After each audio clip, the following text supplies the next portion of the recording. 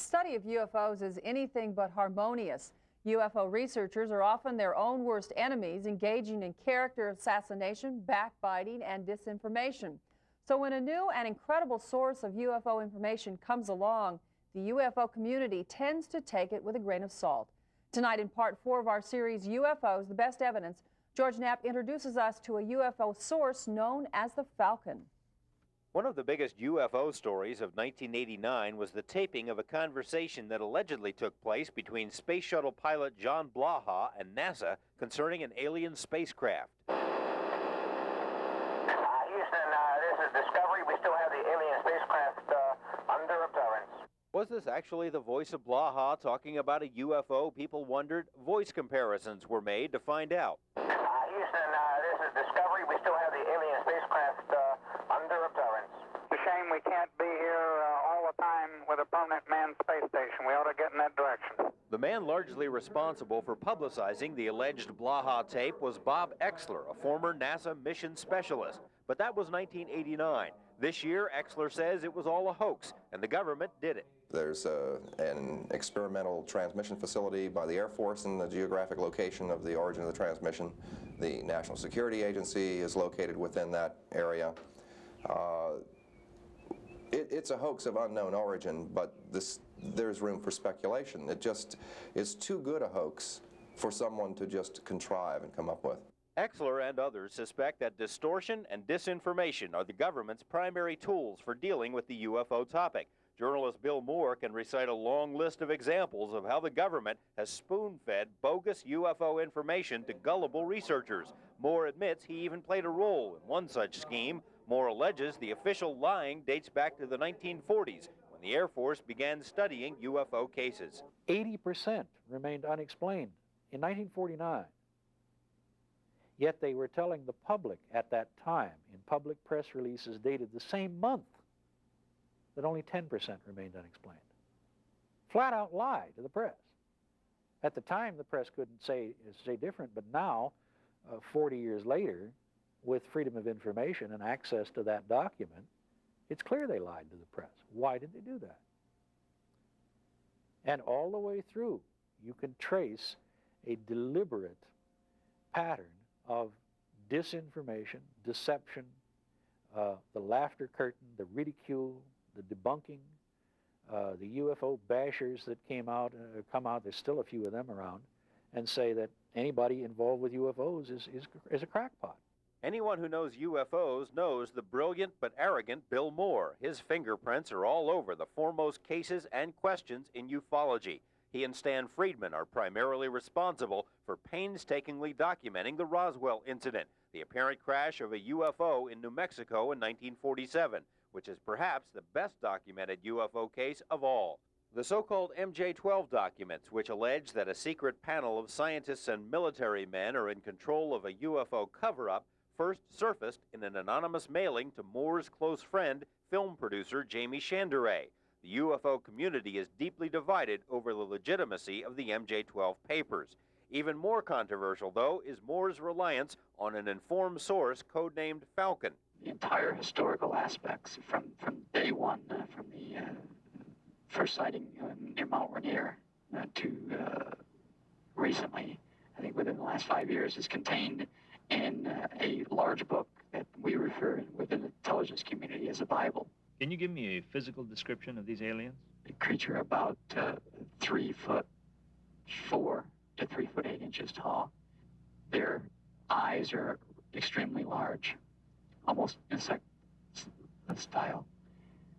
Their eyes have a couple of different inner lids, and that's probably because they were born on a planet that had a sun, a binary sun. The days were extremely bright. They have no teeth as we know it. They have a hard gum-like area. Their internal organs are quite simple. They have a one organ which encompasses what we would refer to as a heart and lungs. It's one pulmonary sac. Their brain is more complex than ours. It has several different lobes than ours have. Their hearing is quite better than ours, almost better than the dogs. Small areas the side of their heads. And sexual organs they have males and females. And if the female has the sexual organs similar to ours, similar to our females, they don't require very much liquid. They transfer all the food that they eat into liquids. They extract the liquid. Their body extracts the liquids out of the food, so they don't require a lot of liquids.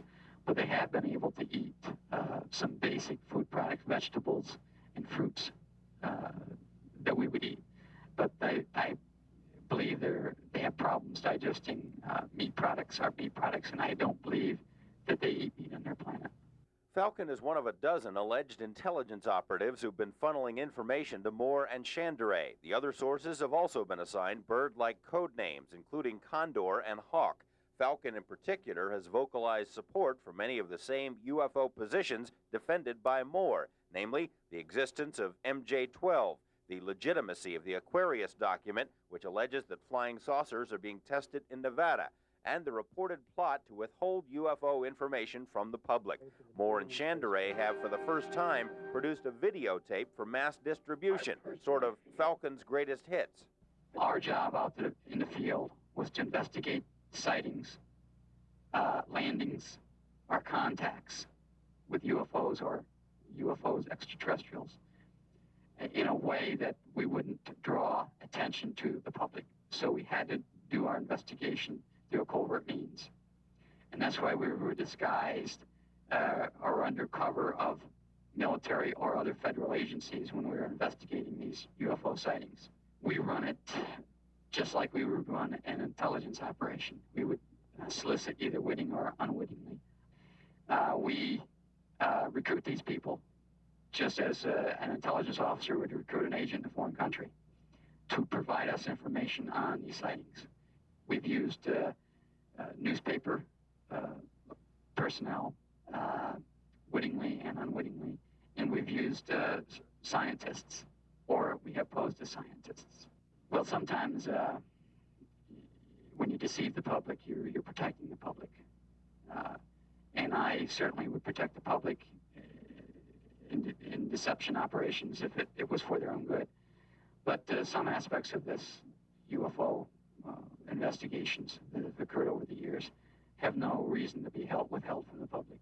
The general knowledge that there were aliens that landed on Earth back in the early 50s, late 40s, early 50s, and that we have had some type of crude communications with them since.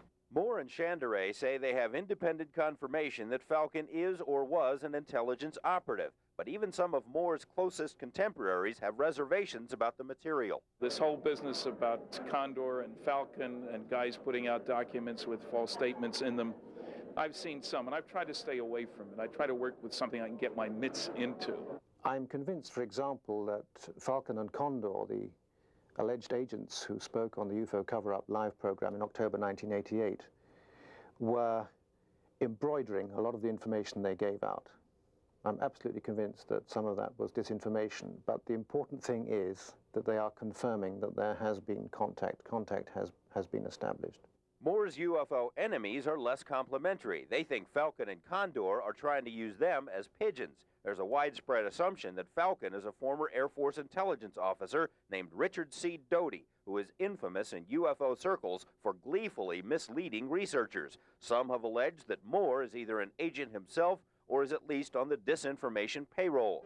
Still others say Moore is just out to make money, whether on Falcon tapes or MJ-12 documents. If I were out to get rich to make money on this thing, I'd have done that 5 years ago when we got the MJ-12 document. I'd sold them the National Enquirer. In fact, they wanted to buy them. I wouldn't sell them. I had 2 publishers approach me, want to do the story. I turned them down. We don't know about this stuff. Until we know something about this material, there isn't a story here. So it's not money. What I'm out to do is find out what the bottom line is and how it will influence man's future. I think it's high time somebody rubbed the human race's nose in its own excrement and said, hey folks, to an alien, this is what you look like. This is what you're doing to your planet. As difficult as it may sound to us, they are so far advanced and that they can't communicate with us like we can communicate with each other on this planet. And I believe it's partly because of them being scared of us as a different type of creature. If there are aliens, it's no wonder they're scared of us, considering how some humans have reacted to the prospect of their presence. Tomorrow, a look at how UFOs have become convenient vehicles for conspiracy buffs and right-wing zealots. George Knapp, Eyewitness News 8. Paula Francis is up next with Health Watch.